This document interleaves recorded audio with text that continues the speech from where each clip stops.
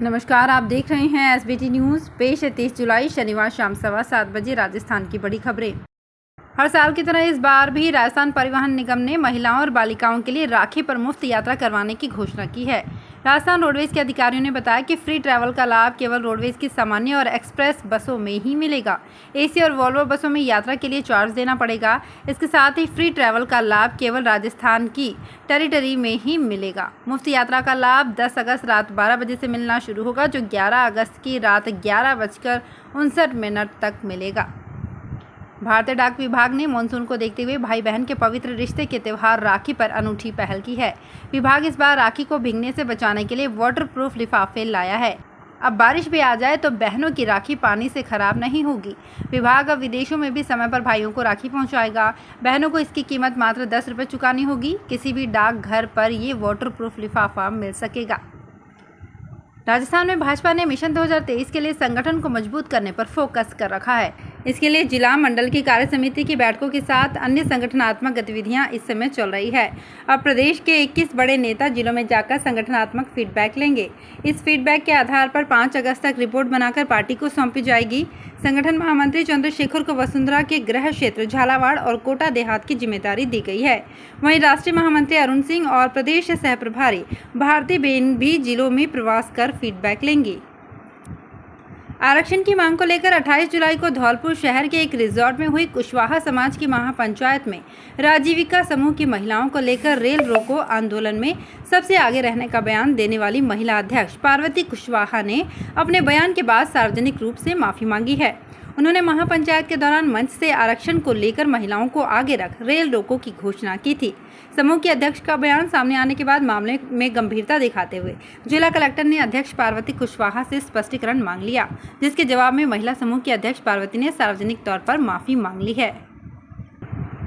राजस्थान के राजस्व मंत्री रामलाल जाट ने कहा कि आपदा अतिवृष्टि से फसलों को नुकसान के बाद गिरदावरी में अब दिक्कत नहीं आएगी।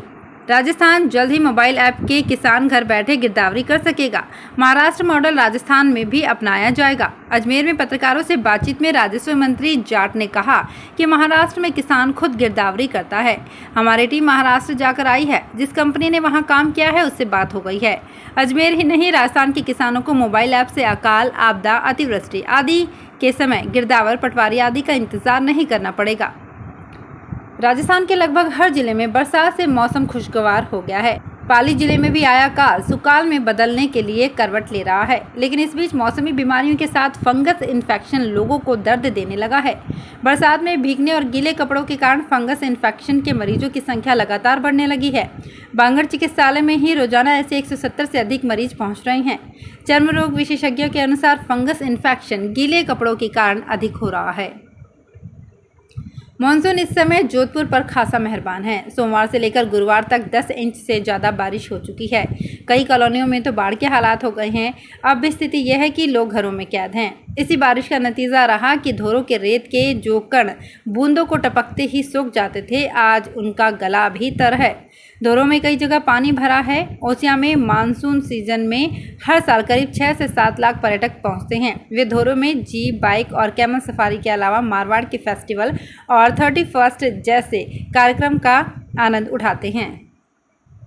दौसा के रामकरण जोशी जिला अस्पताल में शातिर चोर ने एक ही रात में 9 मोबाइल पार कर लिए। चोर ने सोए हुए मरीजों और अटेंडेंट की जेबों और चार्जिंग में लगे मोबाइल इतनी सफाई से गायब किए कि पीड़ितों की नींद भी नहीं टूटी।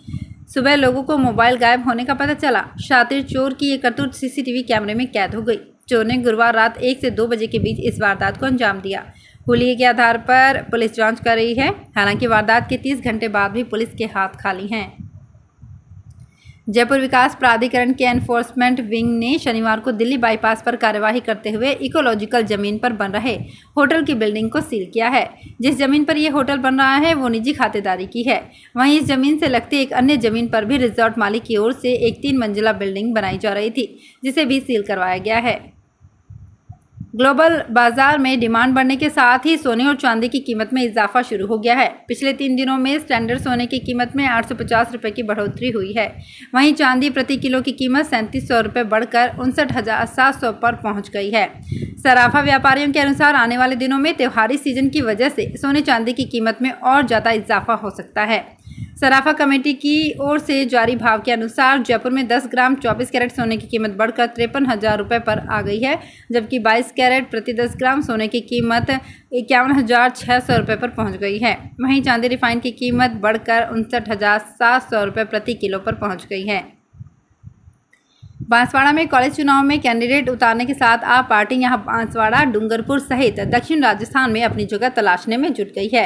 विजन 2023 को ध्यान में रखते हुए पार्टी ने आगामी विधानसभा चुनाव को लेकर कोशिशें तेज कर दी है। टारगेट पर काम कर रही पार्टी खास नंबर पर मिस कॉल से सदस्य बनाने से लेकर भाजपा, कांग्रेस और माकपा से खफा ऐसे चेहरों को तलाशना शुरू किया है जो वजूद रखने के बावजूद पार्टी में अपना मुकाम नहीं बना सके हैं। उदयपुर से बड़ी सादड़ी के बीच नई ब्रॉड गेज लाइन पर ट्रेन की शुरुआत 31 जुलाई से हो जाएगी। इसका उद्घाटन खुद रेल मंत्री अश्विनी वैष्णव करेंगे। इस ट्रेन से बड़ी सादड़ी से उदयपुर के बीच लगभग 125 किलोमीटर का सफ़र किया जा सकेगा। ये ट्रेन रोजाना चलेगी। सुबह 6 बजे बड़ी सादड़ी से रवाना होकर ये 9:30 बजे उदयपुर पहुँचेगी। इसके बाद शाम लगभग 5:30 बजे उदयपुर से रवाना होकर 9:30 बजे बड़ी सादड़ी पहुंचेगी। इस ट्रेन के शुरू होने से उदयपुर का एक बड़ा हिस्सा ट्रेन से जुड़ जाएगा। तो फिलहाल इस बुलेटिन में इतना ही, फिर हाजिर होंगे कुछ और बड़ी खबरों के साथ। अगर आप भी अपने आसपास की छोटी बड़ी और महत्वपूर्ण खबरों से अपडेट रहना चाहते हैं तो सब्सक्राइब कीजिए हमारे चैनल SBT न्यूज को और प्रेस कीजिए बेल आइकन पर।